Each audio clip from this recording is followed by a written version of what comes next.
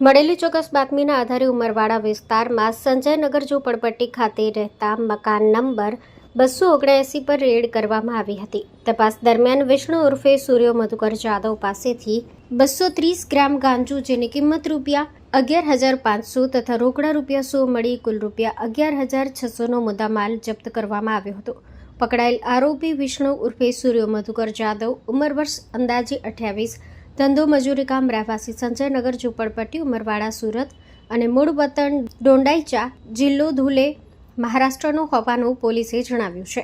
આ મામલે પુણા પોલીસ સ્ટેશનમાં ગુનો NDPS એક્ટ 1985ની કલમ 8C 20B 3A અને 29 મુજબ ગુનો દાખલ કરી વધુ તપાસ હાથ ધરવામાં આવી છે. Story report by Haresh Rajput, Surat.